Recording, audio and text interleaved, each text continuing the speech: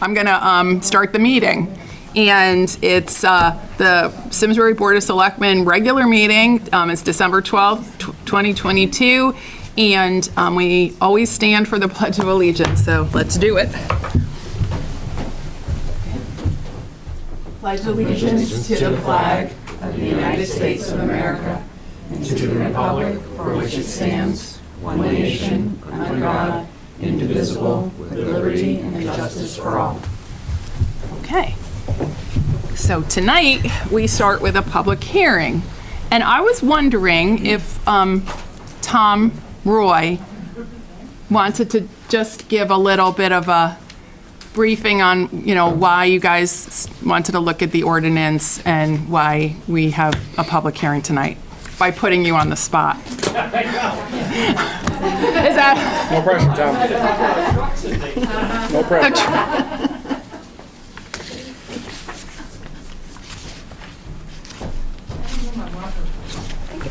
I never get to talk this early in the meetings. I feel like, Tom Roy. I live at the highway garage most of the time. So the sidewalk ordinance for many years has been discussed as part of our bicycle pedestrian master plan, and it also relates to our application for a bicycle-friendly community. Right now, the ordinance stands that no bicycles are allowed on sidewalks. Where this comes into play, and there's a balance in all things we do in town and local government, in the story that often is the children from the ABC house. You wouldn't want somebody young who's not an experienced cyclist to ride their bicycle along Route 10, especially at a busy time of day. And the police have always gone under the practical assumption they're never going to arrest a child that's riding their bike on the sidewalk as long as they're behaving appropriately. But we felt, in terms of just cleaning up this ordinance, making this so instead of the police looking the other way, it could just be something that was defined appropriately in our ordinances.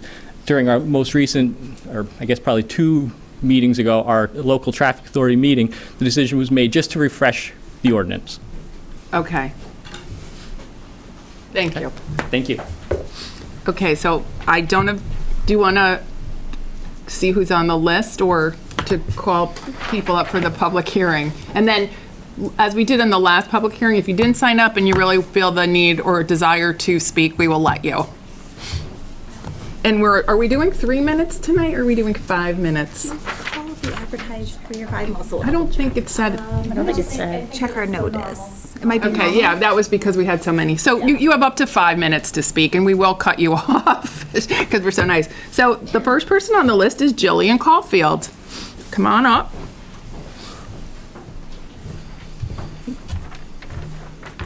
Hello. Hi. My name is Jillian Caulfield. I'm a resident of Simsbury and support the notion of cyclists and people on scooters, etc., being allowed to ride on the Simsbury sidewalks. I myself often ride to friends' houses, the library, and other Simsbury sites surrounded by busy roads. These roads are meant for cars and other motorized vehicles, not for the slower-moving cyclists. Having bikers on the roads causes disturbances in the flow of traffic and various daily accidents. The U.S. Department of Transportation states that 30% of all cyclist injuries are the result of car accidents. I believe it is safer for people to ride on the sidewalks, and I am asking the Board of Selectmen to support the changes to the ordinance that would allow this. Thank you. That was well under 5 minutes. The next person on the list is Joan Coe.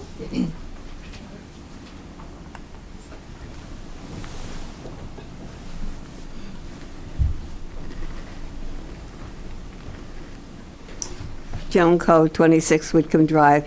A lobbying group of cyclists want the town to add an ordinance to the town that allows bicycles on town sidewalks. They are called sidewalks, not multi-use spaces, as they are constructed to have walkers, not bicyclists mingling with the walkers. Walkers are all ages, some with disability, will be challenged by space on narrow sidewalks. People with walkers and strollers use the sidewalks.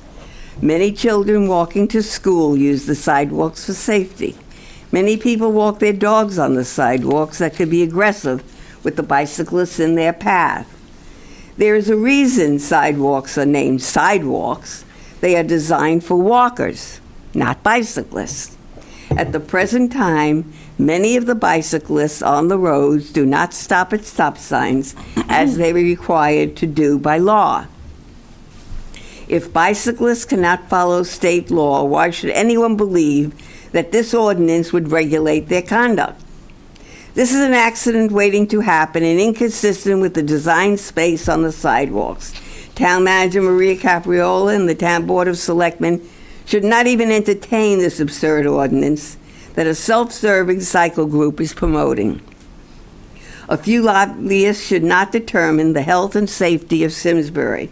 This is an accident waiting to happen. This ordinance, if passed, would require all sidewalks at various areas have signs with notification to call 911 when hit by a bicyclist.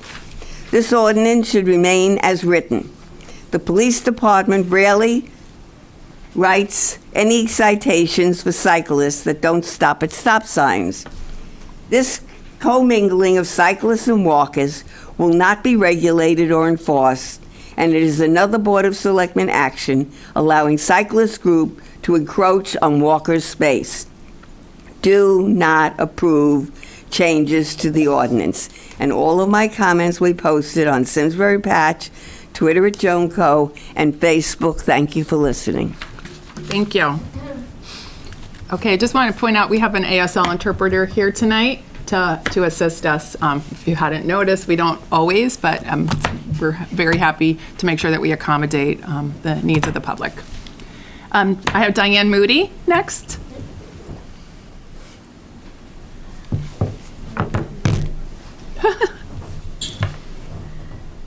Good evening, Diana Moody, 7 Elsie Way. First of all, I'd like to thank the town for continuing to update and modify ordinances for the safety of the residents, and also our police department, who enforces the best they can, because I know that they have our safety in mind. And this is an ordinance that is not driven by the Bicycle Ped Committee. And this is something that's driven by the town, not us. So I would agree with Tom Roy when you look at the children's safety in particular. It is critical because these children do need a place to ride their bicycles. If you drive around West Hartford or other towns that have sidewalks, you see their children on the sidewalks riding their bicycles. So whatever you decide, I certainly support anything that you decide, because I know that you have our safety in mind. Thank you. Thank you, Diane. Annie Wallach.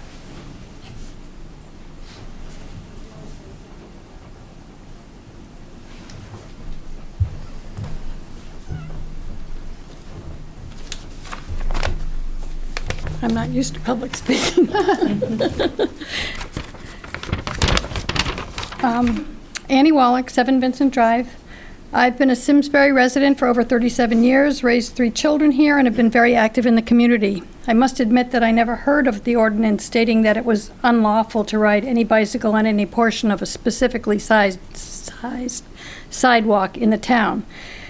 This seems to be a bit contradictory to me of a bike-friendly town.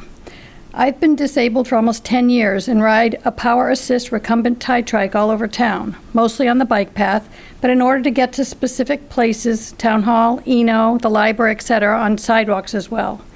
My trike sits low, and even though I have a colorful flag and lights when needed, I do not feel comfortable riding on the streets.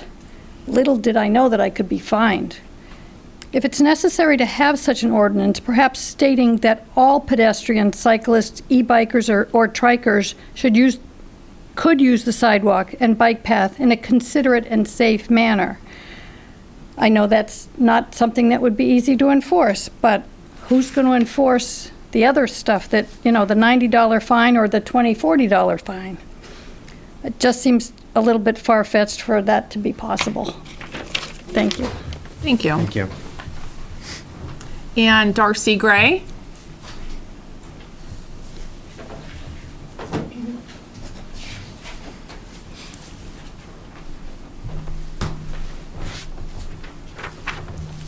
Hi, I've already sent email to a few people, including Chief Bolter, but I figured I might as well let everybody hear my opinion. Okay? I am opposed to allowing non-motorized bicycles and non-motorized scooters on the public sidewalk. The Connecticut bicycle law states that bicycles are allowed to operate on sidewalks and crosswalks when they yield to the right-of-way of any pedestrian and give an audible signal when passing a pedestrian. This is an extremely dangerous situation for a deaf and hard of hearing individual since they can't hear an audible signal, me. And if they do have hearing and can hear it, they have difficulty distinguishing what it is, the direction it's coming from. That takes a while to process. And I cannot tell you how many times I have been almost run over by bicyclists when I've been out on sidewalks, walking paths, wherever. And when they approach me in areas where bicycles are permitted, where pedestrians are also permitted, they don't tend to slow down even when they see that I have not altered my path to get out of their way. They just keep coming expecting that I'm the one that's going to get out of their way. Okay. Also, this ordinance change, I believe, could also present a dangerous situation for blind or low vision people, individuals with mobility issues, and individuals with cognitive issues. And even with using their hearing, when somebody's approaching them from behind, they may not have enough time to safely move out of the way. I know that Simsbury has taken steps to commit to accommodate and be sensitive to a senior population and also support inclusion of residents and visitors. So if the board does decide to go forward with this ordinance change, I would recommend or suggest that care be taken to make sure that the language is very clear. What I have seen in the emails that I have gotten, it's not clear the way it's written. It says non-motorized bicycles and scooters, so that would mean all scooters, okay? And also, it should follow more the Connecticut law that states that an audible, reasonable and safe use. Okay, you have reasonable and safe use. What does that look like? Is that audible signal? Is that slowing down when approaching a pedestrian? So I think if you do approve this, that the wording should be stronger to define what is safe use and specifically what is allowed and what's not allowed. Thank you. Thank you. Thank you. Thank you. Okay. We also have a few that people have sent in that we're planning to read. Oh, you're allowed to come up. I'll put you on the list. And anybody else can come up too.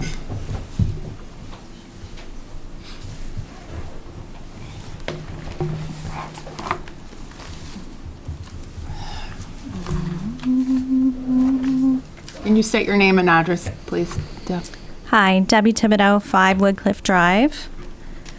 I'd like to thank the board for hearing comments on the proposed amendment to Chapter 67 Bicycle Ordinance. I'd also like to thank the interest from the public. I know many of you are aware that I participate on the Bicycle Pedestrian Advisory Committee and that I am an active bike advocate in the community. I'm also a certified cycling instructor by the League of American Bicyclists. I'd like to clarify, though, that my comments tonight are my own opinion, and I'm not actually speaking for the board. Additionally, there was an email that I had prepared that was also shared with the board, and again, those are my opinions, not the opinion of the committee. As Diana mentioned, this particular amendment wasn't actually formulated by the Bike Ped Advisory Committee. Although there are participants on our committee that also participate on the Traffic Authority. So we've already received comments, which I know were long, so I'm not going to repeat everything in there. I have actually changed my opinion on certain points, So you can listen for those. But today I'll provide a summary and also provide some points that I think may be of interest to others as well. The current bicycle ordinance dates back to 1990, and it prohibits bicycle riding on sidewalks. For context, as previously mentioned, Section 14-286 from the Connecticut Code essentially allows a person to operate a bicycle, an e-bike, or an e-scooter upon or along a sidewalk or crosswalk unless prohibited by local ordinance, and provided that they yield to pedestrians and give audible signal when passing. This was updated as recently as 2019. I fully support updating the bicycle ordinance. Prohibiting bicycles on sidewalks is problematic, and our current ordinance is out of date in terms of addressing e-bikes and e-scooters. While riding on sidewalks is not ideal and can be unsafe, especially for fast-moving bicyclists, in the absence of universal protected bike facilities, children and less confident adults may more safely ride on sidewalks than corresponding roadways that are beyond their skill level. I know someone mentioned, or Tom had mentioned, the ABC House and the high school students on Hot Meadow Street, but I'd also like to think about the kids in Terriffill who bike to school, and I know there is at least one, and they're on a sidewalk on Winthrop. You certainly wouldn't want a child, or anyone for that matter, on a sidewalk on Elm Street. Not being able to use the sidewalk on streets like Elm Street. Even Firetown Road, which is a very long sidewalk and accesses the middle school, is narrow and has a lot of morning drop-off traffic. And I really don't think that a lot of kids should be on that road. They are safer on the sidewalk. I know that there are other reasons to be wary of allowing bicycles on sidewalks. One key reason, as noted, is the potential risk to pedestrians if they are hit by a bicyclist on a sidewalk. If we just think about the volume of cars that go by a bicyclist on the road, and we think about the volume of pedestrians on a sidewalk, I think that the interactions are very out of balance. So I think that there's a much higher risk that a car could have a potential negative interaction with a vehicle than an encounter with a pedestrian, just based on volume. And we're not even considering the size or speed of the vehicle, obviously is going to correlate with the severity of injury. Deb, I'm just going to give you a half-minute warning. Okay.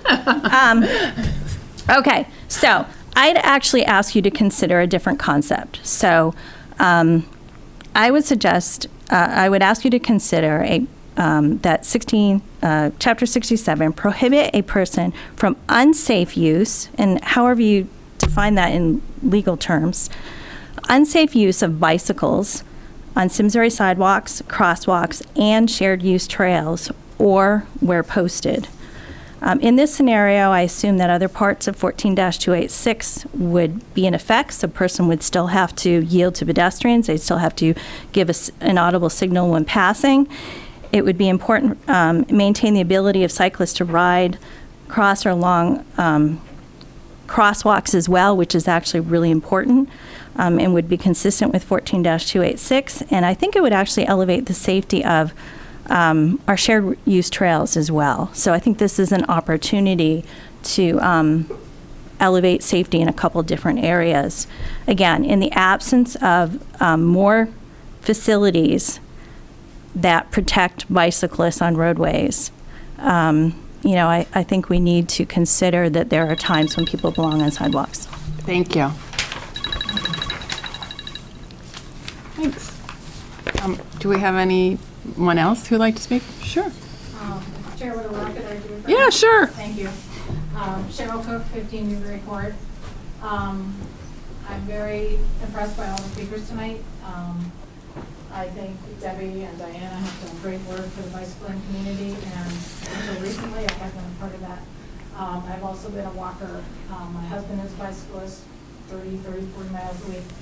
I have witnessed both bicyclists being hit by cars and bicyclists hitting pedestrians. I witnessed one where the bicyclist ran over the dog that ran into the bike, that everybody fell. Bones were broken, the dog was fine. But it's dangerous. And to what Darcy said, I think that some nuancing of this statute is in order. If your concern is children riding to school, then perhaps you might consider an age and time limitation. On weekends, in the center of town, it's a free-for-all. And like I said, my husband is a very experienced rider, and he won't ride on the road, to get down to the bike path because of the behavior of cars. So, I've seen this go both ways, but I think rather than a blanket prohibition or accessibility one way or the other, you might consider some nuancing of the availability and the accessibility to the rules. Because I have seen that on the bike path, that audible signal is not heard by everybody. And you don't have to be completely hearing impaired to not hear that signal. There are plenty of older people who may not hear the signal either. And plenty of bicyclists don't do it. So it's very dangerous. So I would just ask you to consider a little nuancing of the statute. Thank you. Anyone else? Come on up.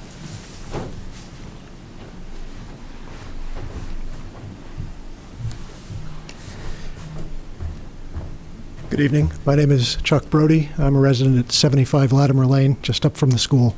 I appreciate the board taking this matter under consideration. I appreciate the comments from the audience as well. My 2 cents are from the point of view of someone who rides bicycles on the roadways of Simsbury. I actively lead between 3 and 5 rides a week during the summertime, almost exclusively adults, but I've also participated in education for students, middle school and high school age, on safe cycling. I think a lot of good points have been raised with respect to the potential for hazards either on the multi-use trails or on sidewalks, and because of the narrowness of the sidewalks in town, I sympathize and agree with the notion that it can be a higher hazard there. However, I also believe that there is an unaddressed need specifically for children to have a place off-road to bicycle. Again, personally, I ride on roads, including roads adjacent to the bike path, and have suffered the slings and arrows of motorists not understanding why I would do that. But I prefer to allow the full space of the multi-use trail to be available for pedestrians as opposed to myself. And so I'm sort of trying to come at this from a balanced perspective. So my thoughts are 2 things in particular. One, the idea that there would be an allowance for bicycles, or if we're going to make a target allowance, have an exclusion from the current statute for students, children. And the other would be if it turns out there's a positive permission for vehicles on the sidewalk, I would want that to exclude motorized vehicles except as an ADA carve-out already exists for them. I appreciate your time. Thank you very much. Thank you. Thank you. Okay. Everyone. We sometimes let people come back after. And she only has 30 seconds. Yeah, so come on.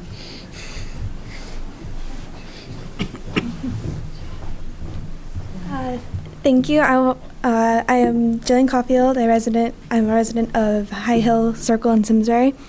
I am a 9th grader at Simsbury High School, so I was just in the middle school as well as I am now in the high school. I have seen firsthand the traffic at both the high school and the middle school, and I can say that it is awful, and that I have seen many cars be very inconsiderate of the bikers and both the pedestrians and the cyclists, both on roads and on sidewalks. there are no bike paths even close to the high school or the middle school that is easily accessible for students to access. And because of this, we are forced to ride on the roads, both on any day of the week and whenever, like, where we are. So during this time, I really ask that for the safety of students in all schools that you support the changes to the ordinance, because it is extremely unsafe and the cars are very inconsiderate of the students. They don't take us seriously when we're on the roads, and they are inconsiderate when we're on the paths. So I think we really need to think about how the students are being kind of expected to behave and how the cars are expected to behave, because there is a severe difference in how students are being enforced and how the cars are being enforced. Thank you. Okay, thanks. Thank you. Thanks. Okay, we have a few to read, so let's, you want to start, and then we'll go down the line here. Okay. Would you like me to read both or one and Yeah, read circle them back? both. Yeah. Okay. This is from Joe Tracy at 40 Berkshire Way. As a bike-friendly community, Simsbury has encouraged riders from all over the valley to enjoy our wonderful paths, trails, and roads. I personally enjoy riding and walking all over town. However, since the pandemic, there has been a significant increase in walkers as well as riders, particularly older walkers who have discovered walking as a way to get out of the house and enjoy what the town has to offer. I feel strongly that sidewalks are for walkers and streets and trails are more suited to riders. There should be provision for young children to be allowed to use sidewalks. And this is from Annalise Cove, K-O-I-V, 159 Nod Road. I wholeheartedly support revising the ordinance so that bicyclists may use sidewalks as needed. All right, this one's from Vic Bible, 15 Alder Road. I would like to express my concern over the proposal to allow bicycles and scooters on town sidewalks. As an elderly person who walks with a cane and wears hearing aids, allowing bicycles and scooters on the sidewalk adds the possibility of falls due to surprise movements. My experience on Iron Horse Boulevard, many bicycle riders do not call out loud enough for me to hear them asking me to move over, nor do they acknowledge the traffic signs.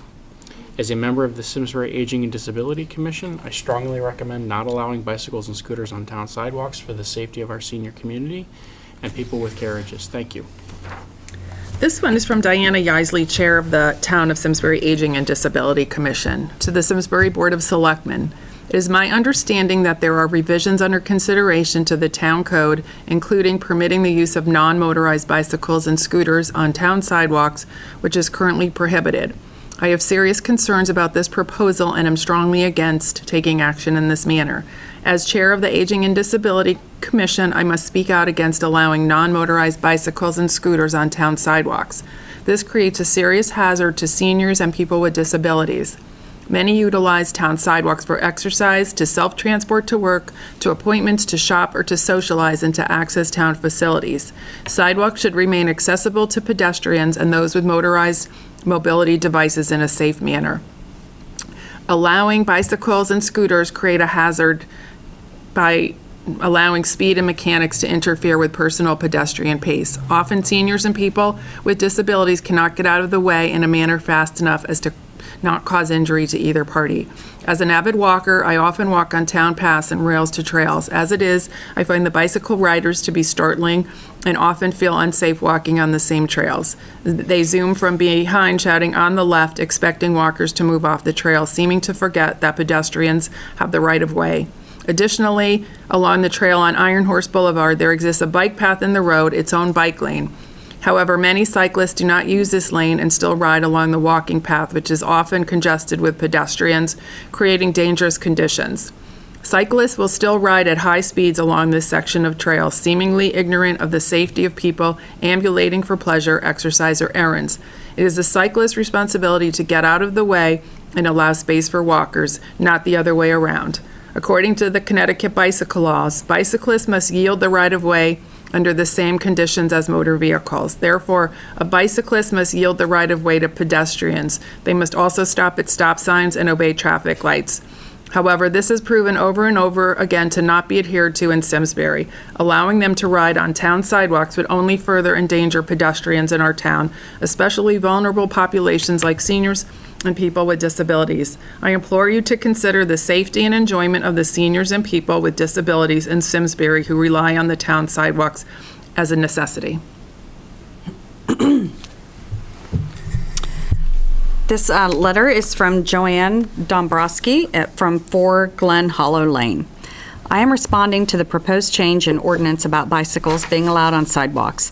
As both a pedestrian and a bike rider, I am against the change in the ordinance as written for several reasons. Number one, why are pedestrians being forced to give right-of-way to bikers? Sidewalks were created for pedestrians to have safe passage from moving vehicles. 2, there have been bike lanes already created on Simsbury roads, such as Iron Horse. What is their purpose if not for bikes? If there are concerns for biker safety from cars, then driving violations need to be addressed by our police department. Speeding and running red lights have increased remarkably in town. 3, where sidewalks exist, bikers are given choice where to ride, but pedestrians are not. Walkers are further being required to get out of the way of bikers. This is especially problematic for senior citizens and pet walkers who may not be able to move quickly enough. 4, bikers on sidewalks do not always signal when approaching pedestrians. Walkers often must turn around to see which side a biker is passing them on, assuming they can hear the sound of a bike approaching. 5, what is the standard for, quote, reasonable and safe use of non-motorized bikes and scooters? Clear definition is needed. 6, as newly proposed, what would be a violation of this ordinance such that a penalty would be incurred, and how would it be enforced? I love that Simsbury is a bike-friendly town and think bikers and pedestrians should enjoy our town equally. I believe the new language to the bike ordinance needs reworking to protect the rights of pedestrians. As proposed, pedestrians lose their equal rights to bikers. Thank you for considering and hopefully addressing my concerns. Thank you. And I have a couple. This first one is from Michael Jennings, 12 East Wiggins Farm Drive. As a person in a wheelchair, I wholeheartedly agree with you. I cannot turn around to see a cyclist racing by me. These are walking trails and sidewalks, not roads or bike paths. It's interesting that this is being considered at a time that Simsbury has applied to be designated as an AARP age-friendly community. We don't look very age-friendly when enacting a proposal that will cause unease for our older residents when they're out in the community. Thank you. And I have one more. Oh, okay, sorry. This is from Mark and Diane Orenstein, 82 Old Meadow Plain Road. As senior citizens with some reduced mobility, we're concerned about bicycles being allowed on sidewalks in the town center along Hot Meadow, especially on the Eno Memorial Block. We've no concerns with bicycles on Iron Horse. Also, are power-assisted bicycles considered motorized? Okay. Before we make the motion to close the public hearing, if we want to, I would like to see if anyone on the board would like to add any comments or anything that they would like to say in reference to this hearing. Question about the next steps in the process, because I think that there were some points raised that at least I think should be at least discussed for possible addition to the ordinance. Yeah. We will certainly bring it back for discussion at a future meeting, and we'll also review some of the proposed suggestions with our LTA group, which is actually meeting tomorrow, and with legal counsel. And if there are some potential, what are called light lift, type amendments that we might be able to make based on the feedback, we'll certainly bring those to you. But again, we'll welcome a discussion from the board in terms of what direction you might like to seek. Yeah, it's like the intent was really well-meaning to allow for to change the laws, but it sounds like there's a lot of nuance out there with either age-related timing, paying attention, so for seniors and the disabled and those who use the sidewalk and don't want to have to worry about a bicycle. So I think it's just a little bit more complicated. And the state law does allow the safe riding, and if we were to take the state law, you don't need you don't need the I can't say prohibiting. There it is. In a town ordinance. So there's a lot of different options, I think. But so I think that's to continue this discussion. Yeah. Yeah. I mean, the only thing I would add is so I think I might be the only one up here that's actually been hit by a car on a bike. Back when I was 10, and it was right over by the junior high. Those stop signs at the bottom of Seminary are because of me. I agree. I think we need to really make sure that we're thinking about what we do for the kids. If we do anything, I think we need to make sure that we're thinking about that piece. But there's been a lot of really good points raised here. We want everybody to be safe, but we want everybody to enjoy the space. The other piece is if we change the ordinance, how do we even get the message out there? Because folks aren't even not necessarily aware of what our ordinance is today, right? And I'm not looking for tickets and enforcement. In fact, I love the summertime when the police officers enforce the helmet rules by giving away ice cream tickets. So, if we could think about creative ways as well when we get out there to improve safety. So. Yeah, that's a good point, communicating whatever changes we make so everybody knows about it. Important. Okay, so You do that. I'd like to see if there's a motion to close the public hearing. I'll move that. I'll second. All those in favor say aye. Aye. Okay. Thank you so much, everyone, for coming out tonight. Yeah, I really appreciate it. Okay. Now we move to public audience. It's like confusing. So now we're getting to the public audience section of the meeting, and this is our regular public audience. So I know Joan Coe's here to speak, and I'm not sure if anybody else is, but we have 5 minutes, and come on up. Thank you. Joan, do you want to come up? My glasses, because they're like Coke bottles saving my face. This whole lens. Oh, that's okay. We want The to. grace of God, the helmet. Oh, thank you. It's fine. It's fine. It's chilly with you. I hate the chilly. Usually hot in here, that's why. I know. I'm not sweating tonight. So. Joan Coe, 26 Whitcomb Drive.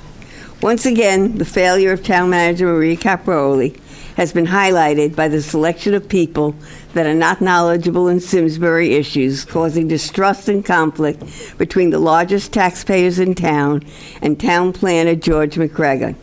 Recently, one of the largest taxpayers in town visited George McGregor about concerns about 442 Hop Meadow Street that has ongoing issues of blight and condemnation. It is alleged that George McGregor became unhinged and asked the businessman to leave the office. It is alleged that town planner George McGregor does not accept or return phone calls, but transfers all calls to staff that cannot resolve the issue. The town planner's responsibility is to interface with the public with guidance and assurance that their concerns will be addressed, not become confrontational when questioned. All these issues have been shared with members of the Board of Selectmen, First Selectman, and Town Manager Maria Capriola without any resolve. It appears that the 6 members of the Board of Selectmen are divided in 4-2 vote on most policy issues, including the performance of Town Manager Maria Capriola. It is alleged that 4 members of the Board of Selectmen, Sean Askham, Eric Wellman, Chris Peterson, and Amber Abel, are representing Town Manager Maria Capriola, which is not in the best interest of the town, and are ignoring the checks and balances that lead to good government.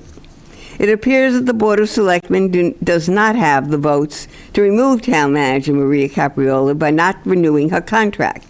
Town Manager Maria Capriola does not have the backing of the business and residents to continue to manage the town. Since the Board of Selectmen do not have consensus on the performance of Town Manager Maria Capriola and are not representing the residents of Simsbury, it is time for a Charter Revision Commission to be convened to discuss the form of government in Simsbury for the future. The Board of Selectmen should review why recently hired employees, the Deputy Town Planner and Animal Control Officer, only lasted a couple of months. Is there a problem with the selection process with thorough vetting of candidates? On December 19, 2022 at 10 a.m., Mark Lebetkin, the owner of the Redstone Pub, is awaiting disposition on a statutory sealed document. On August 28, 2022, Mark Lebetkin was arrested at the Redstone Pub, case number 436 34869 by the Simsbury Police. The charges were, quote, illegal and discharge of firearm, illegal carry firearm under the influence of drugs, alcohol, breach of peace, second degree, reckless endangerment, first degree, and required to post $5,000 bond. It is alleged that DCF was notified. The Liquor Commission investigated the arrest and concluded that Mark Lebetkin's license should be suspended. After a negotiated settlement, Mr. Lebetkin paid a $1,500 fine with all charges dropped. On April 28th, Mark Lebetkin was again arrested by the Simsbury Police for evading responsibility and property damage on an accident at Simsbury High School. Mark Lebetkin posted a $5,000, 10% in cash. This arrest was not statutorily sealed. Lebetkin's court date is December 19, 2022 at 10 a.m. for both arrests.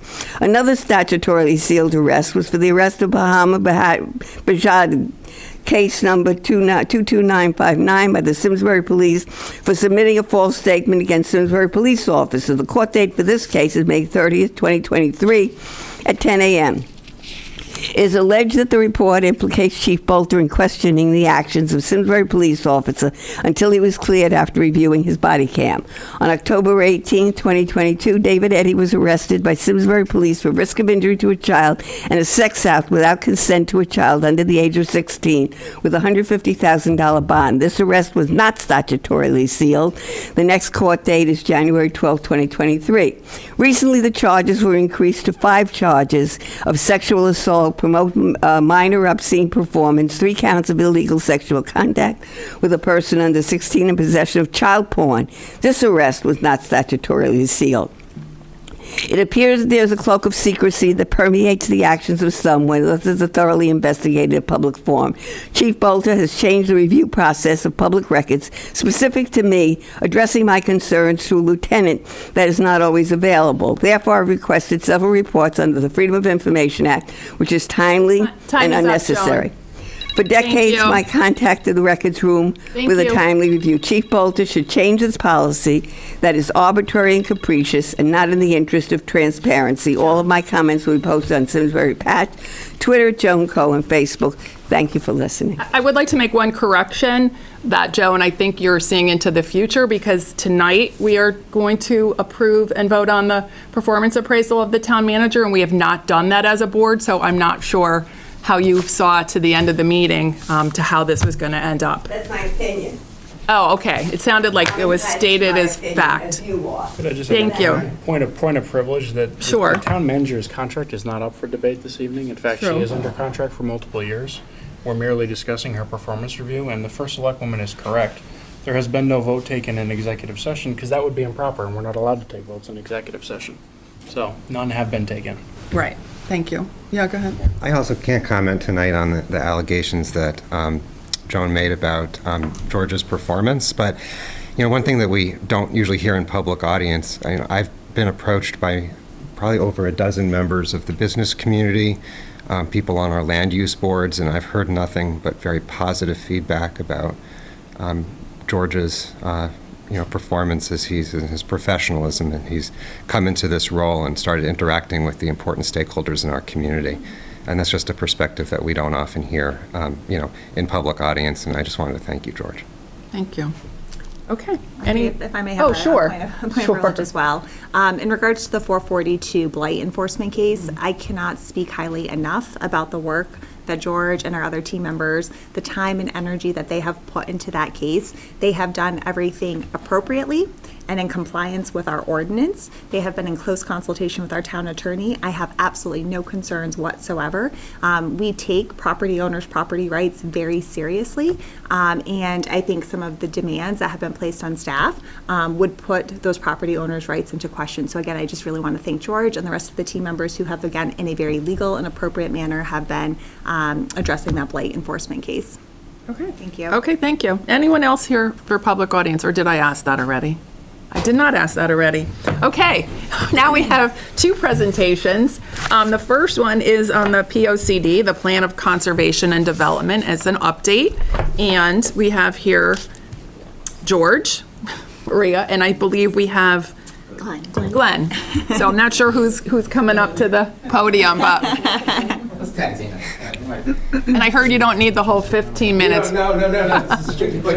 But short. But you can have 15, but It works that way. I yield my time back.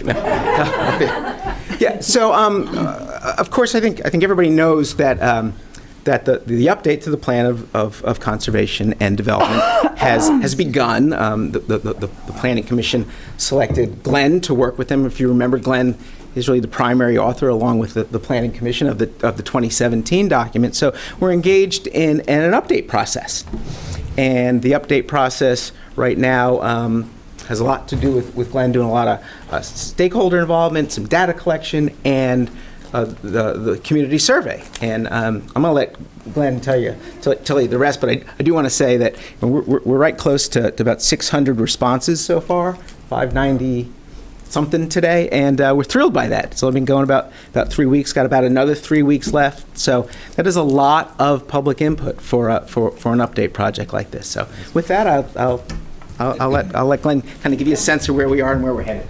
Wonderful. Thank you, George.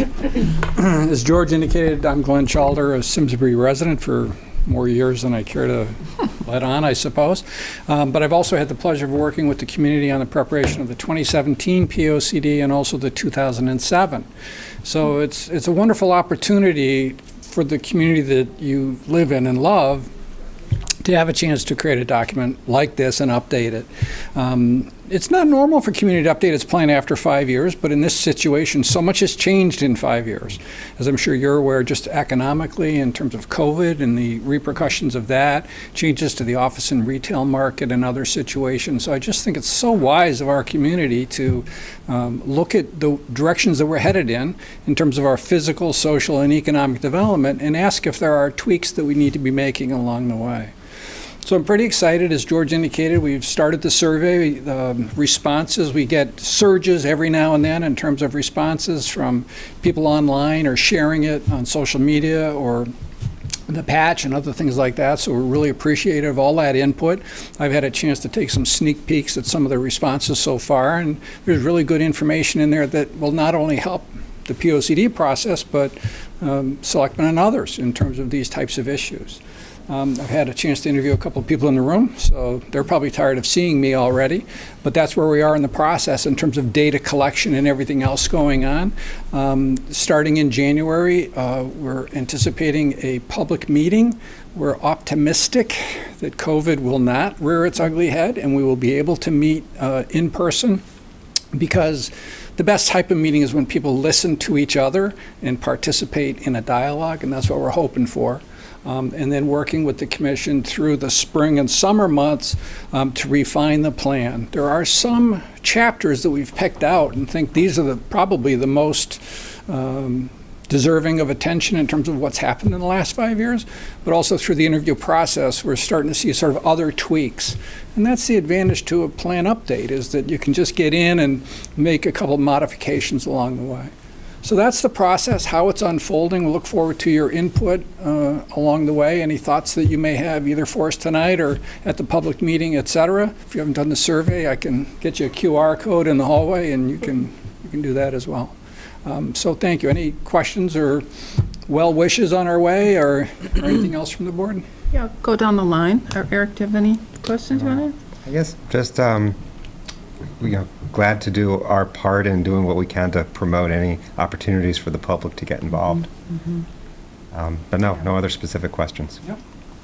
You had mentioned that you were planning, hopefully in January, to have a public meeting. Is that going to be like a kind of a focus group session or something that you're doing in connection with the survey to dive deeper, or what are you kind of thinking? I was going to call it a hybrid meeting, but you can't use that word these days because it leaves the wrong impression. But the meeting has sort of two components to it.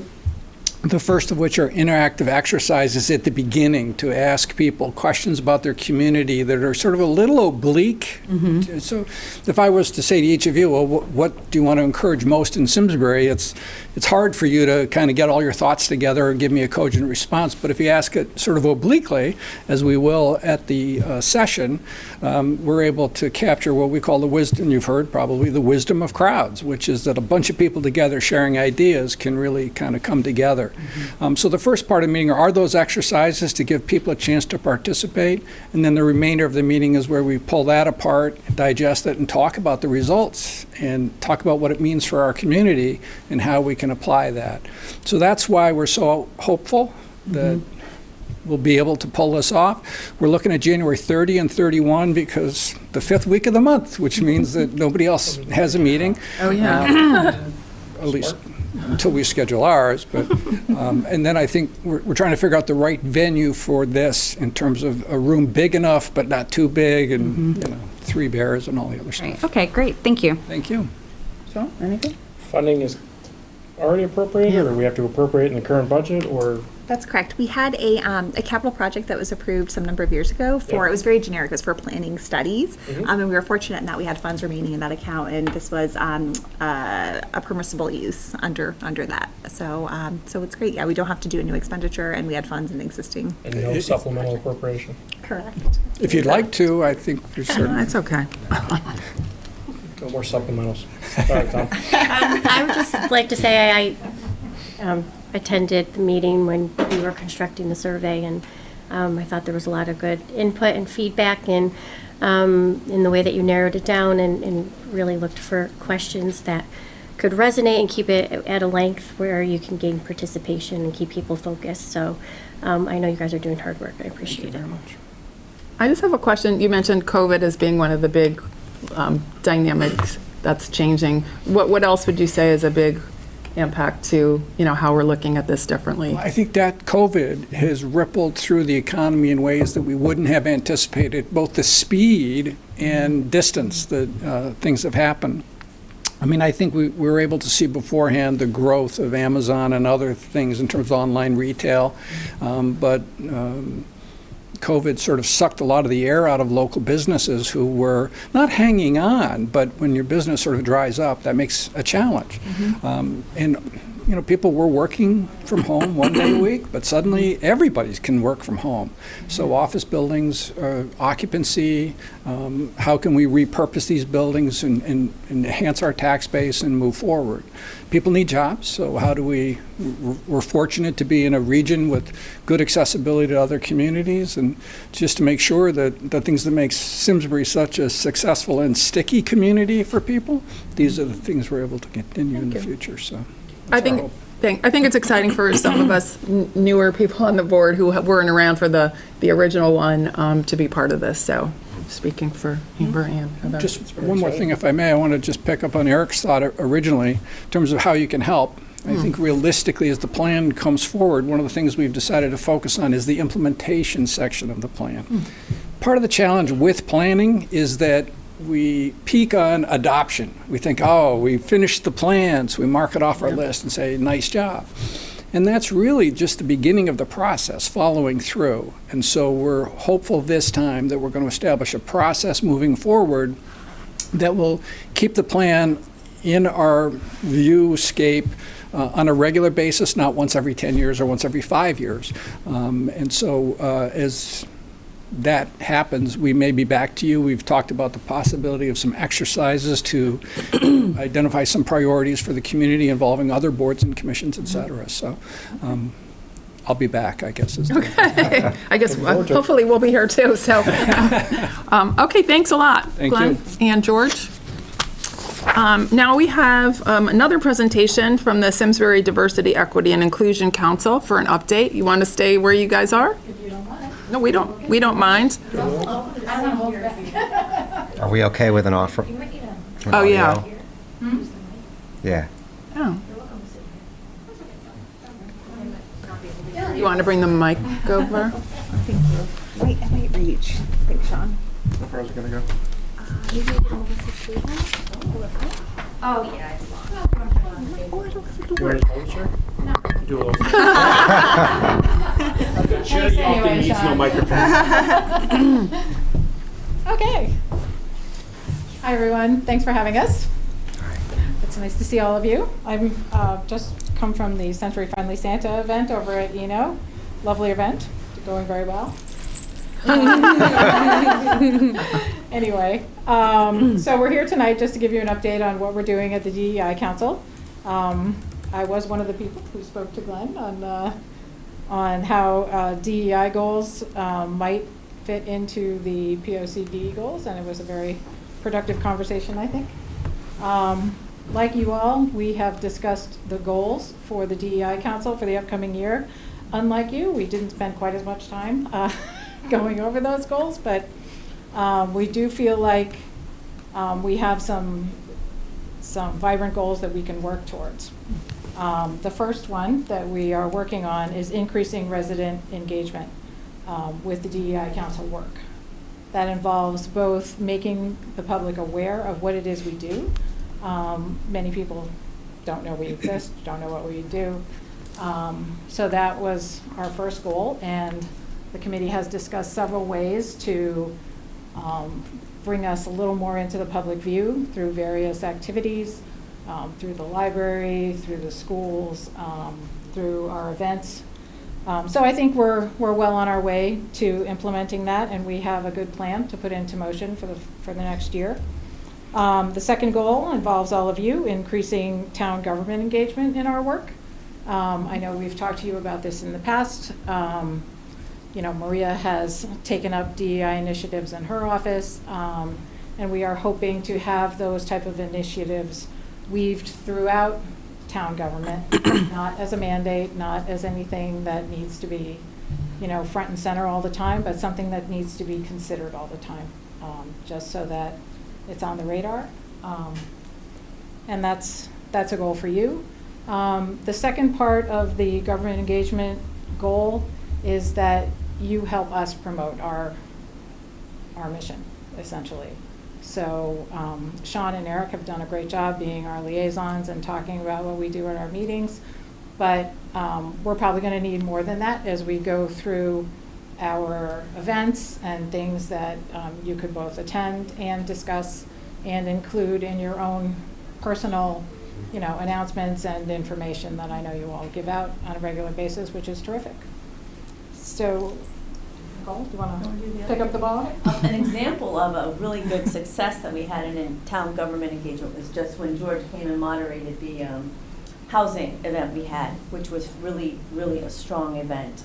So thank you for doing that. It made a big difference to have the board and commission members from land use boards and commissions present to hear. And we plan on using some of the video of that with the experts in smaller chunks and putting it in SCTV format regularly, and then sharing it broadly from there. So you can be on the lookout for links of that. We'll work with them to edit it down to bite-sized chunks from the speakers, because it was a great event. We'd like to include some discussion, sort of like a half-hour SCTV program format, breaking down the educational series into smaller sections, and talking about, having people in the studio talking about why that's important.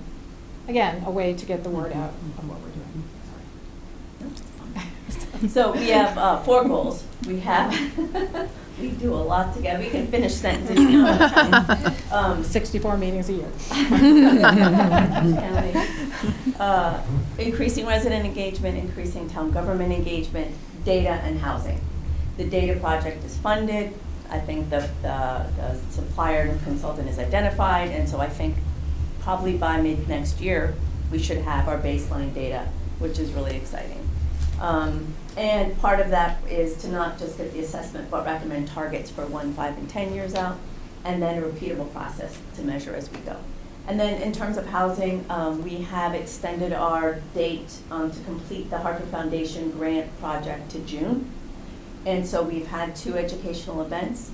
We're going to do this initiative with putting the information out on SCTV and more digitally for more bite-sized chunks to allow more people to digest it. And then we will have our community forum following yours in January. We're thinking May for starting work on a shared vision for inclusive, attainable, affordable housing in Simsbury. So you can be on the lookout for that. So those are our 4 goals. And then we have submitted a non-supplemental budget request for 23-24 for your process going forward under the outside agency grant application. So we've already submitted that at the recommendation of Sean and Eric, and thank you because that was a great idea. to have another way to fund new work with a tight budget situation. We have a plan that we'd like to work on updating our DEI page on the town website to increase user friendliness and user engagement. And then events, we are cut back. So our next event, we used to hold one every month, and now we're going to hold one in February, will be our next one. We have a resident who is a descendant of slaves, and so she is going to come and talk about living witness to slavery, and we're working with the Stowe Center and Amistad Center as well to have that event. And then we're working on Juneteenth, which excitingly is going to be a legitimate Farmington Valley Celebrates Juneteenth, Saturday, June 17th, with Avon, Canton, and Farmington, and the Meadows. And I just met with them Friday, and we're on it, and it's going to be exciting, 1 to 5. And then lastly, we have collected some resident voices of lived experience. During last Tuesday, well, October Tuesday, we interviewed 9, I think, residents, and I audio recorded them, not identifying them, and giving them a stipend for the sharing of their lived experience of a grocery gift card. And we just asked them some basic questions on how welcoming and inclusive they find Simsbury to be. What do they like about living here and where they live, and what do they wish they could change? And so our plan is to package it, to break it into chunks of content, topics, and package it as part of our community forum on housing in May. I've already played little snippets at our recent DEI council meetings, and Sean had said, I'm not going to take the time tonight to play any of them, but they're right here. But that they were helpful, and they provide really good experience, information from people who have an experience that doesn't probably come into this room or this type of a meeting routinely. So, If the chair would permit me, if I could just add to that. Sure. If you guys have an opportunity to hear those, I really encourage you. I've lived in this town for over 40 years, and those are viewpoints that I haven't heard at the podium. Those are viewpoints and perspective that I haven't heard at school or in different places, and we need to hear. That was it got me in all the uncomfortable places that there are folks that perhaps haven't been represented in the space that perhaps we thought. And you know, I believed in this work, and this really pushed it even further that there's still plenty of work to do. And again, it's not accusatory, nobody's doing anything wrong, but I think it really validates what these folks are doing. And I encourage you, if you get a chance, the meetings, the DEI meetings often don't align with our schedule, but when they do, probably the most passionate group of folks we've got. And we've got a lot of passionate volunteers in this community, but what they are able to accomplish in a meeting with the volume of people, every time I walk in there, I'm not quite sure how you're going to do it, because there are 25 people in there, and that's generally not a recipe for success. But you get it done, so it's important work. But again, I encourage you to listen to those voices, because it makes it real. We talk about statements and declarations and everything else. These are real people that live in town, that pay real taxes, and go to the same stores, and it's perspective that we all should hear. Okay. So, thanks for. We did share the entire set Sure. with Sean and Eric, so if they would like to share it with you, it's on a Google Drive. Okay, that'd be great. We are going to try to incorporate some of those comments into the SCTV series also. So we're working with Patrick Fallon at SCTV to, sort of clean up the recordings and stuff, which we took on phones while we were interviewing. But I think it's a powerful voice to hear. And they represented, older people, younger people, disabled people, people with children currently in the schools, people who have taken their children out of the schools. It's a variety. It really does cross. I was surprised at the diversity, even at that event, of the voices that we were able to interact with. Well, and we were there at Cheese Day, and many people don't even know what Cheese Day is or why it's there, but there are many Simsbury residents who avail themselves of the service. And while our intention was to interview people who were coming to Cheese Day to get food, while we were there, other people who were in the building for other reasons saw what we were doing and asked if they could sit down and be interviewed also. So it was not solely people who were there for Tuesday. It was people who came by, said, oh, I hear you guys are talking about housing, and sat down to talk to us. So it was very spontaneous and very honest and heartfelt. Okay, thanks. Thank you. Anybody else have comments up here? Y'all took my liaison report, but that's okay. They did it better. Yeah, for sure. Shorter time for us. It's been really interesting to see the evolution of how the Spirit Council and now the DEI Council has approached this work, and I think you're really going to hit a stride in 2023 with the work from the consultants taking off. Juneteenth is going to be bigger and better than ever, and then the housing work, and I think that I'm just excited about what's coming. Thank you. And we're going to need all of your support to continue to do that work, so we're counting on you too. Anybody else? Okay, thanks a lot for coming. Yeah, thank you. Okay, for Selectmen's report, not totally complete. That's like I'm giving myself extra days on these. I wanted to mention the Latimer, we're going to read it later, but the Latimer Lane and Infrastructure Grants referendum is set for January 7th from 6 to 8 at Town Hall. And there's 2 questions on the ballot, which I have in here. I'm not going to read them again because we've read them a few times over the last few weeks. But again, there's no increase to taxpayers. Latimer's funded by existing reserves, and the infrastructure is funded by grants. So there is no out-of-pocket cost to buy to everybody. The business program that was tentatively for the agenda tonight is going to be pushed to January, as we didn't get a certain approval in time to roll it out. So I'm hoping to bring that there. Thanks. I wanted to just touch back on cannabis. The Zoning Commission kept their public hearing open, so there will be another session on January 4th, 2023. They did ask town staff to provide some comparison on a similar community in Massachusetts. The plan for our board is to have cannabis on an upcoming January agenda for discussion and potential action. If you've read the news this week, the first dispensaries will be opening on January 10th, as reported by the state of Connecticut and in the media. And there's about 9 across the state. I believe some of them are current medical marijuana plants that are also going to offer recreational. Another reminder, we on October 28th, we voted to start a work group to prohibit, create an ordinance to prohibit smoking of any kind in public, including cannabis use. So I just want people to remember that that is going to align with however we move forward on that. The other questions came up on a petition, and we got confirmed that the petition would have to be part of a regular election. So the next regular election is November 7th, 2023. And it is not up to us to put it on a referendum. It requires electors getting 10% to sign a petition. And there's a bunch of rules around that. When the signatures need to be gathered, when it has to be submitted. So there's stuff going on there.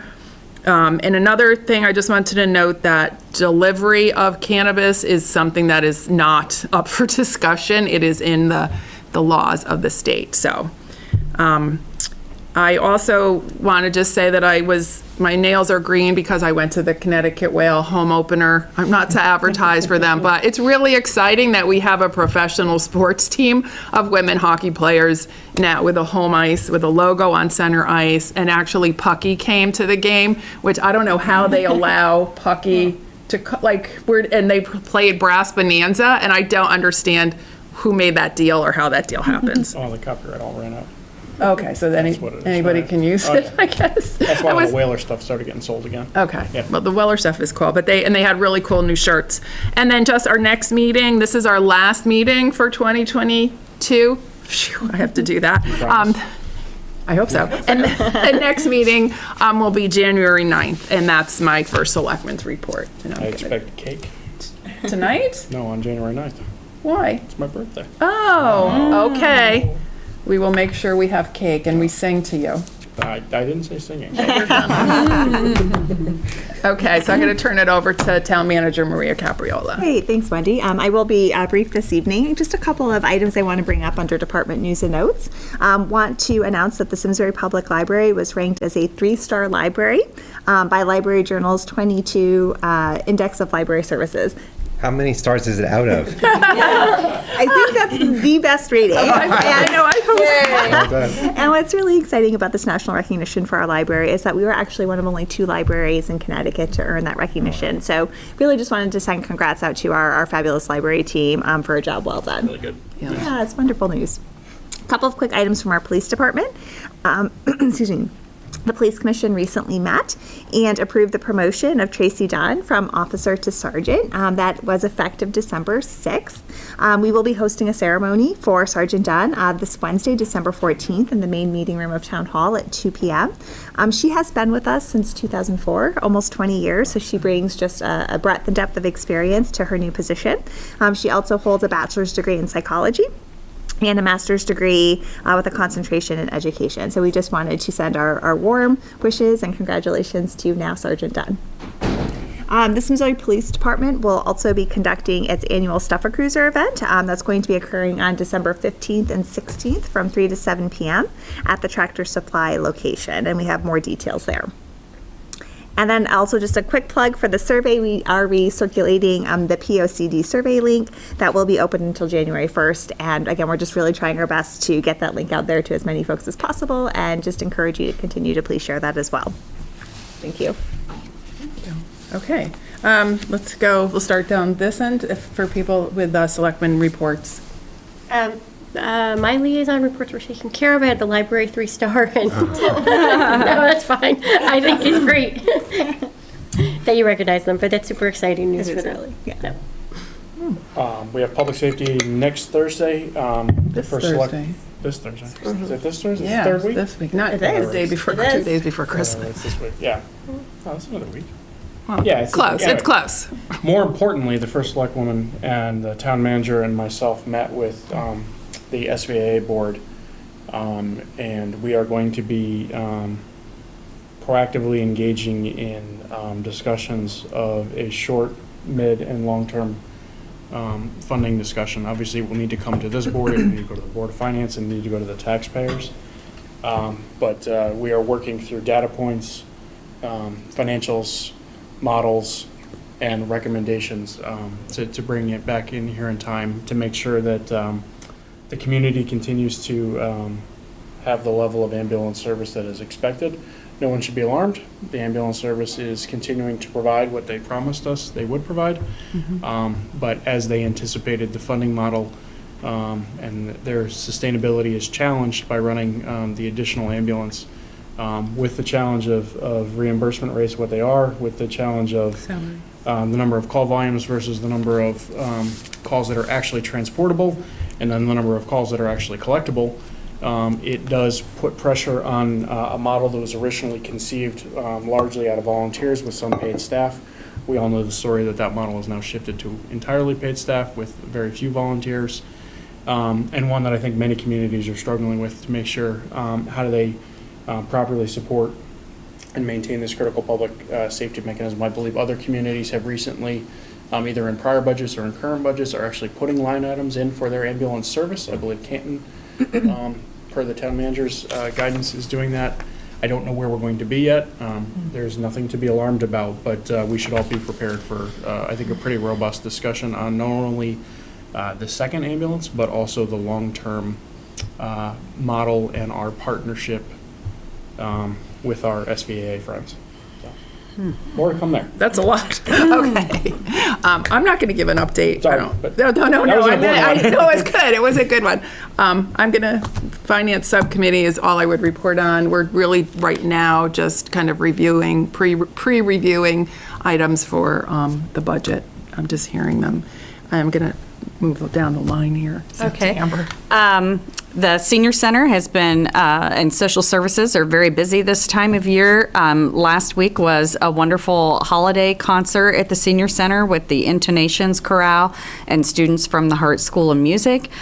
Tonight, right before we started our Board of Selectmen meeting, there was a sensory-friendly Santa event that's an annual event at Eno Hall.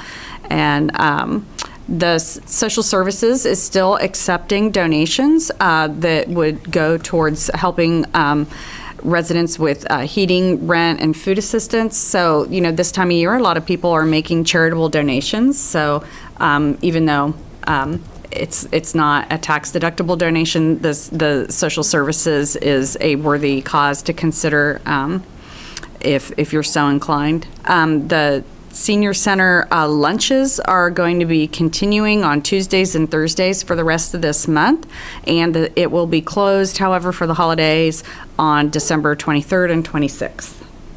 Okay, thank you.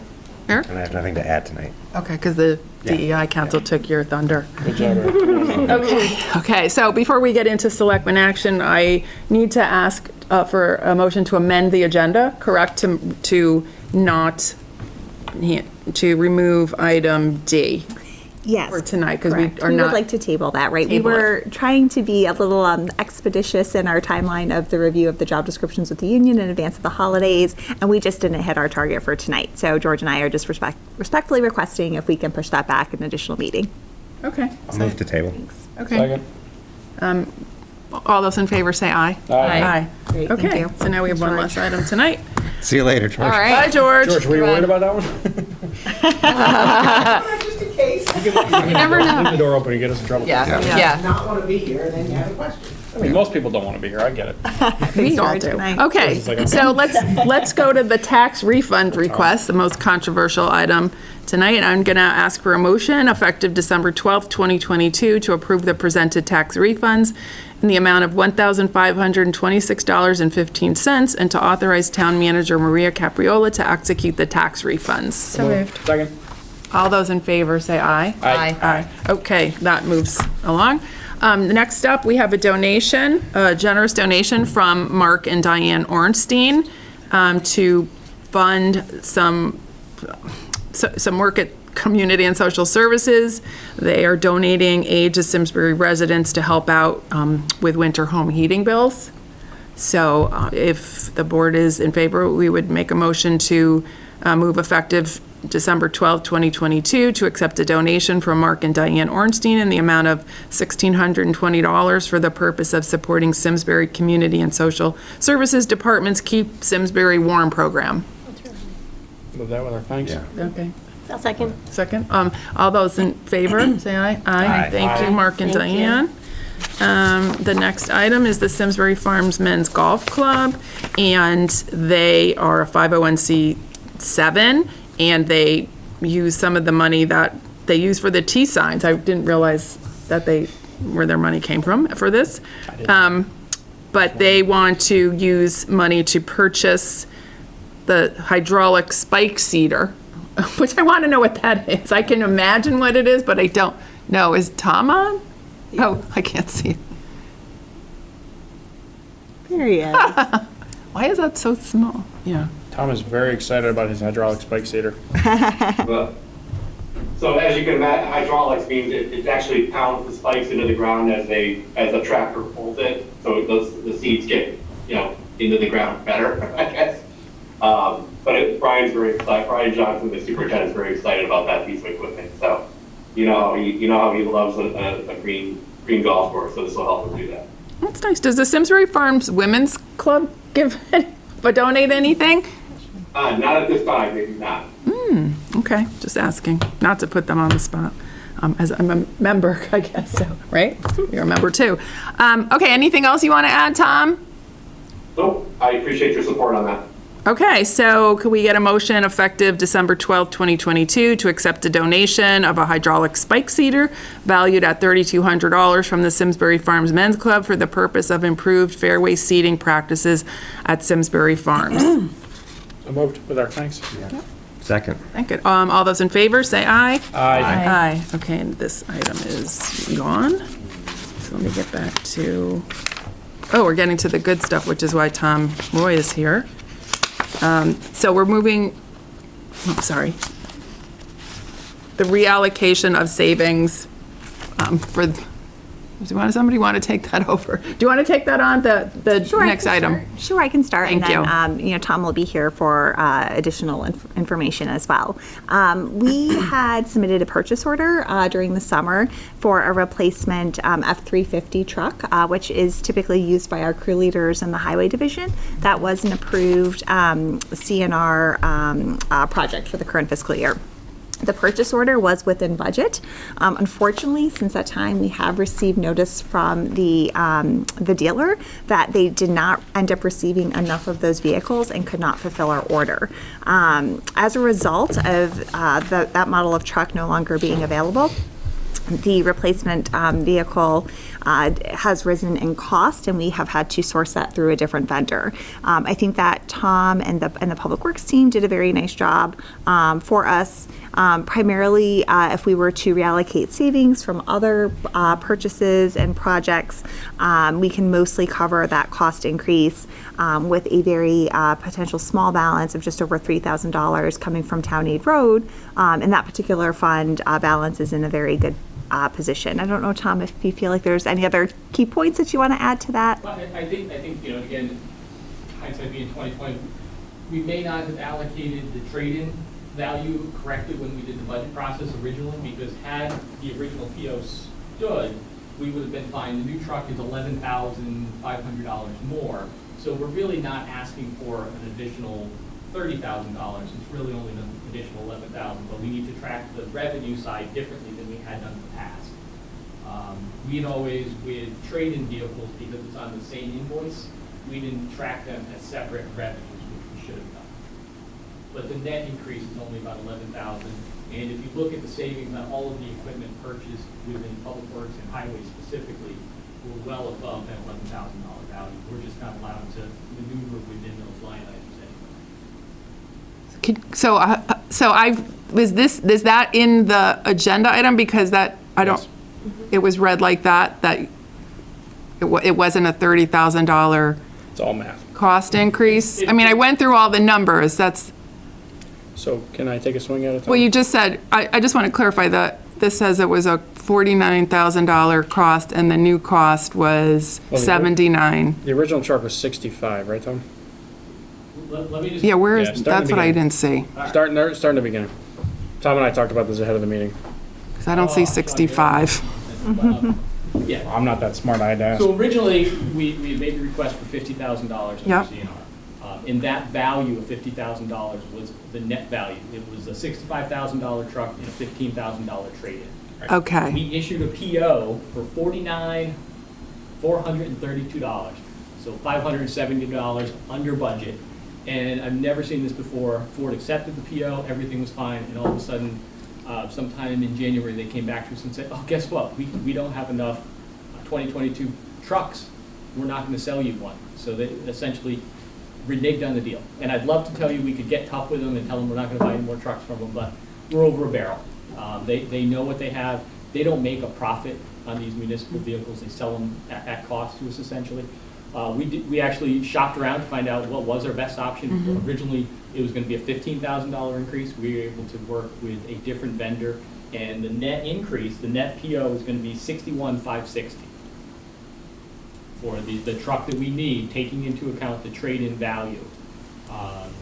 So the original PO was $49,432 and 50 cents. Yep. And the new PO is $61,560. So that's the actual increase. Everything else is accounting and math. Everything else is accounting into revenues and expenditures and the things we need to do to account for things in the government way. But I want to make sure that we're clear that this is, as painful as it is for me, it's an $11,500 increase. It is not a $30,000 increase.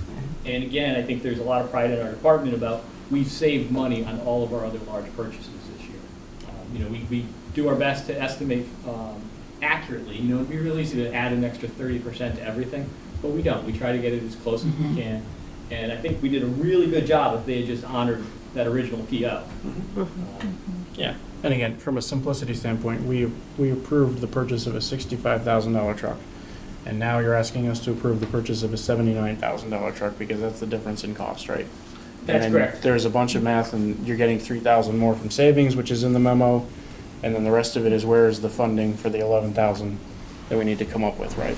Right. But from an apples, just to finish from an apples to apples basis, because we didn't necessarily look at it the right way, we're truing up the comparison. So that's why it's showing 29 on the approval, even though that's not actually what we're approving for an increase from the taxpayers. That's correct. So the 49,000 was net, including the trade-in value.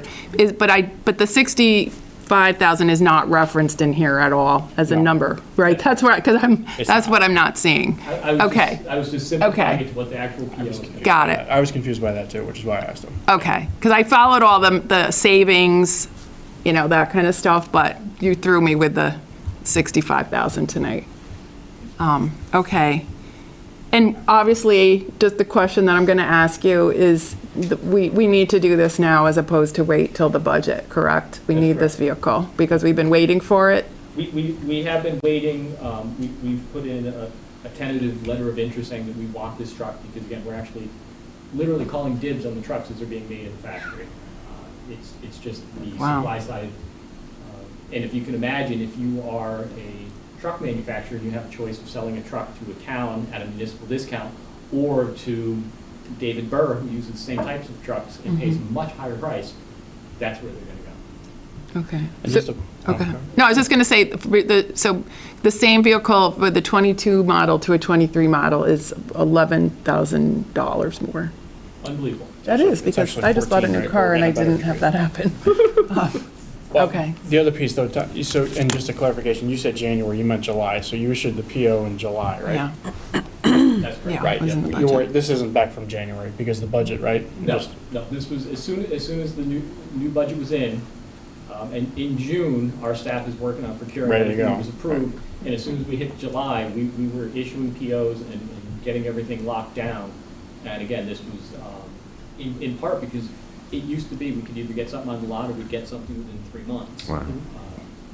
And you've recently found out that we couldn't get the 22. This has not been sitting since July. Correct. And it was probably second week in November. And again, first thing that happens, they call their staff that works for me and says, wait a minute, is this right? There's probably some pushback with the dealer. Let's find out, we talked about what other options there are. Do we suddenly not get a new plow and all of a sudden have a new pickup truck with an old plow and then run into the risk of, while we had a storm like last night, that plow could malfunction. If the plow malfunctions, you now have 2 people off the road. You have the mechanic and you have that operator. So. Okay. Don, can you just talk a little bit about how the F-350 is used and why that added functionality is necessary? You're making me laugh because I have a teenage daughter who every time you mention, she loves saying a Ford F-150 truck mode. I don't know why she does that. We have tended to be, most public works organizations will pick one vendor, either Ford or Chevy or in some cases Dodge. The American truck manufacturers give us a substantial discount. That discount has been decreasing slightly over the last few years. But by having all of our primary trucks be Ford, the mechanics are familiar with how they work and operate, and then we have a supply of parts which are somewhat interchangeable. The other thing is we've gotten very dialed in to exactly what we want for a crew leader truck, which is a Ford F-350, which is a 1-ton truck, heavy-duty truck, big engine, gasoline engine, not a diesel engine. We'll go into that in a second, and dual wheel. The reason we've had some trucks, in fact, the one we're trading in is a four-wheel vehicle, where the new one's going to be 6-wheel. The 6-wheel vehicles can push a lot more snow, and we actually have changed in the last few years from having 9-foot plows to 10-foot plows on these pickup trucks. By comparison, the big plow trucks, the $190,000 plow trucks, has an 11-foot plow. So you're getting a substantial amount of snow being removed. And the crew leaders are really our best plow drivers. They are our most experienced plow drivers. And these trucks are particularly important because if there is an emergency call, if there's an ambulance call, these are the trucks that are plowing in front of the ambulance. These are the trucks that are plowing out the driveway, and in some cases right across the front lawn to get the stretcher into the house.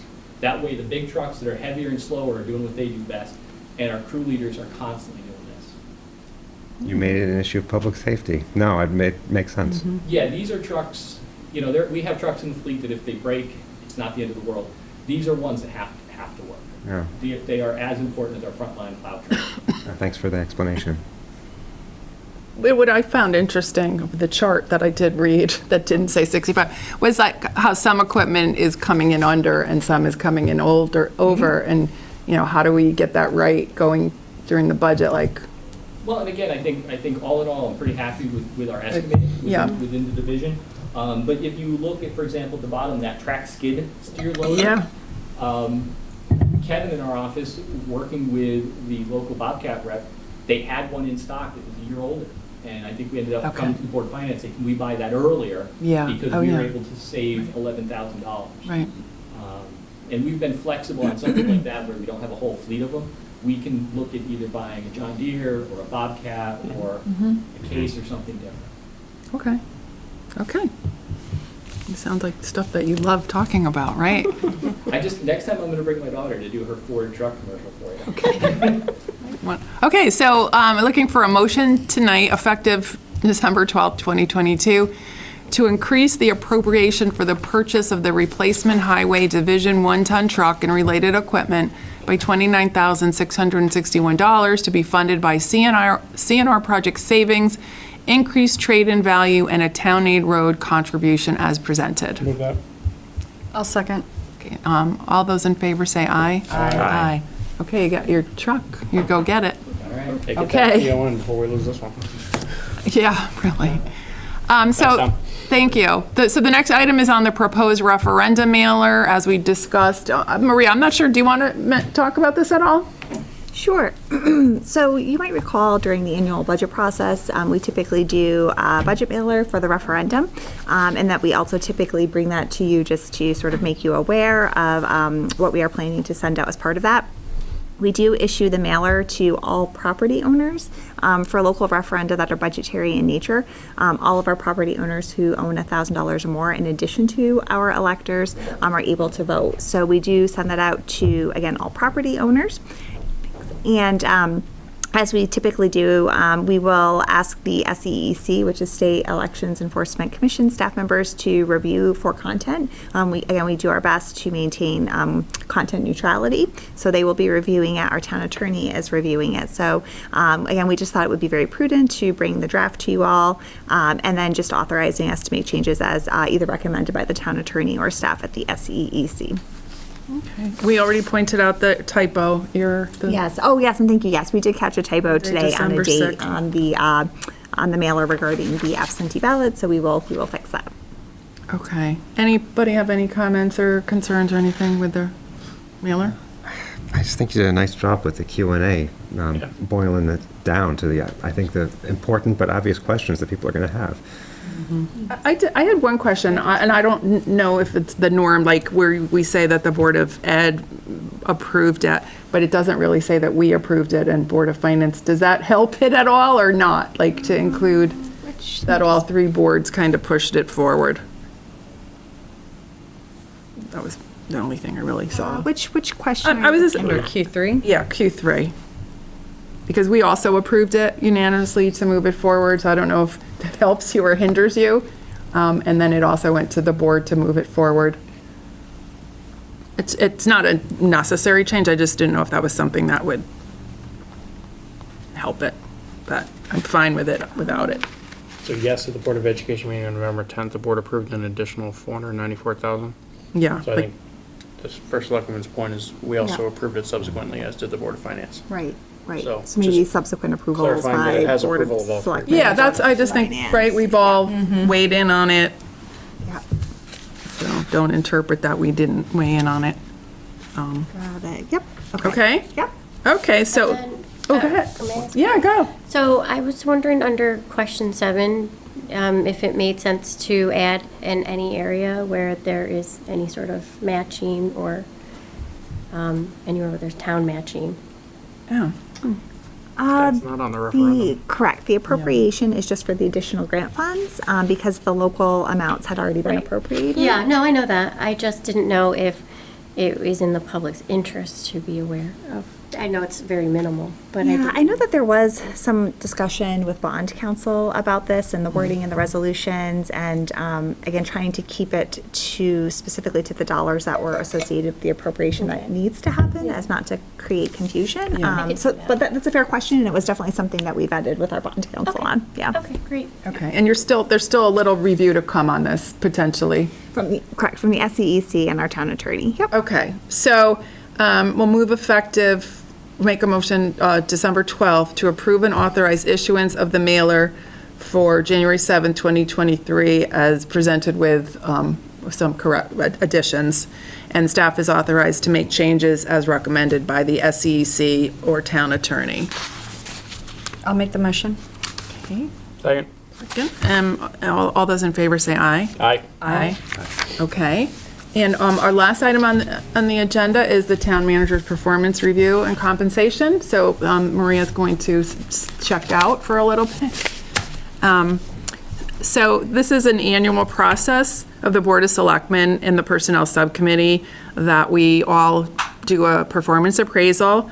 The board rates the town manager and makes comments on 6 attributes and 4 goals. And we have held, I think, at least 2 executive sessions where we discuss our reviews in detail amongst ourselves. And we put together a summary document agreed upon, or what we'll agree upon tonight, of the overall performance.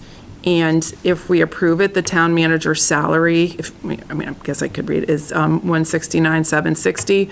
If we approve it, we also are asking to approve the general wage increase of 2.35, which was given to non-union town employees back in July, of which Maria Capriola is part of. And I didn't see that attachment on the benchmarking. Yeah, the benchmark is not in here. Okay. Yeah, But this is contractually required, right? Yeah. The increase? I believe so. Yeah. I think it's under section 5. Right? Oh, yeah, here it is. There it May be adjusted in accordance with annual performance evaluations. I think that's just done as kind of a courtesy for us to see, where we stand. And this is, it's a little later than expected. It's hard to get through this as my first time too. So I just wanted to call out, so the financial impact is a salary adjustment of 3,889. And then the attached performance review, it will be attached to the document, but I just wanted to comment that this is Maria's 5th year as our town manager. And given, this is really looking at 21, 22, there were some key goals that were achieved by Maria for the town and that the Board of Selectmen had as a priority, including the Meadowood purchase, which was one of the top priorities. The other major issue that I don't think we can give enough kudos to the town and town manager on is handling of the pandemic and getting us through that safely, that the focus was on bringing services back to in-person and also implementing this hybrid meeting technology, which we now are part of right here. She did have a major focus on public safety and took a stance with a brave mask mandate while we had peak cases last winter. And we also had 2 very successful test drive kits that required coordination across all the emergency personnel in town and were super successful and well received by the town. We also now have a short-term rental ordinance, and Maria and staff were very key in supporting multiple endeavors of our board and policy related to diversity and inclusion, which is a major goal of the Board of Selectmen. We did highlight one area as an area of focus that we all agreed on, which was communications, and we have made some recommendations for things we'd like to see implemented and plan to revisit that in a 6-month period, as discussed in our executive session. And that is as far as I'm going to go. If anybody would like to make comments. If I could just comment, on the overall process, it's very consistent with all 5 of the reviews I've been involved in since the town manager was hired. We each get an opportunity to score each individual section, and those scores are compiled So any notion that there was debate or disagreement or 4-2 or 3-3 or anything else is categorically false. All of our individual ratings are captured in this review, and they're Sure. mathematically compiled. And those are the composite scores that are then available to the public, as has been consistent for the prior 4 reviews. So the identical process. We've all been given the opportunity to give open-ended verbal and written comments, which were encapsulated and discussed, right, with the town manager, consistent with the prior 4 reviews. And this, for the 5th time running, is a summary that is disclosed to the public of those views. And it captures the essence and I think opinion of all 5 of us here, and I know Chris would agree with this. So all 6 of us, we all have different observations, we all have different interactions. But correct me if I'm wrong, guys, but there was no disagreement in terms of anybody feeling like their voice was crushed or pushed off. In fact, I think we did a nice job, and Wendy, I do commend you on making sure that you got everybody's feedback and again checked with us before the public document was turned over. So folks might not agree with everything, but again, I think it encapsulates the entirety of our perspective, which again is consistent with the prior 4 years. Yeah, I will just point out one thing that we did do a little bit differently this year was we added a numerical weighting. So it's actually more reflective of the composite rating. And we'll probably continue doing that going forward. But all of the numbers were reflected. Everything, Yeah. yes. Nobody was suppressed. No, we all had a voice at the table, and that's what we are presenting here and going to vote on. So, Before we go. Oh, sure. Oh, yeah. Question. Sure. So first, Wendy, this is a really hard thing to do, is to take 6 people's observations and put them in a single document we can get behind. Thank you for doing that work. Just a process question, being that this did not end up in the public packet through the link, and I assume it was a matter of timing because when it came through. And I just wanted to ask if the board agreed that it be made public through, part of the packet afterwards, just so that it's, I don't want people to have to FOIA it. I want it to be I can include easily it, available. attach it to my first selectman's report too. Okay. I mean, I think it's but it should be in the. in prior practice, we would add it to the packet. As I believe already I wasn't sure why. Yes, so if it's attached to the agenda, we can just point to the agenda. That's fine. Yeah. Okay. And So for clarity, right? We give, and you respectfully gave the town manager the opportunity to see the comments before they were brought into this forum. That is the only reason for the. it was late last week, so It all worked out, but again, consistent. This is the only employee in the town that's review is on display. Yeah. So it needs to be done in a respectful, effective manner, and I think we all 6 of us tried to capture that. Agreed. But it will be publicly made Yep. to anybody who wants to read it. Okay, so I'm looking for a motion. We covered everything, correct? Yep. Okay, everything that needed to be said here. Salary. So I'm looking for a motion effective November 22nd, 2021 to accept the town manager's performance review summary. November 20. Yeah, so. Is that? No, just change the date to today. That's a priority. Yeah, 2022.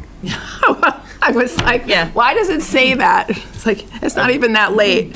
Thank you. So we're going to want to move effective December 12th, 2022. Yeah, the other date. That's why the other date is different. I was confused. Move effective December 12th, 2022, to accept the town manager's performance review summary, further to increase the town manager's salary by 2.35% to $173,749 retroactive to July 1st, 2022. I'll make that motion. Okay. Second. Second. Just a quick comment that, again, I think the town manager is doing a strong job overall. I think our community is better for this form of government, and appreciate what she brings to this office and to this community every day. She's doing a nice job overall. Thank you. We do say that in the document. So all those in favor say aye. Aye. Aye. Okay. So that has passed. And do you want to get Maria to come back? I got her. Okay. Well, you're out there. No, sorry. Okay, so Let the record reflect that was a unanimous vote. Yes. Okay, thank you. Thanks for the tips. So the review of the minutes, we have 2 minutes, the regular meeting of November 28th, 2022. Any comments, changes to that one?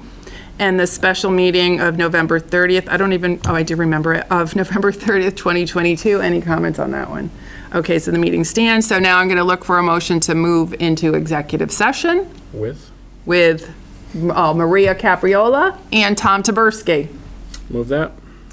Second. Okay, all those in favor say aye. Aye. Okay, so we are now in executive session.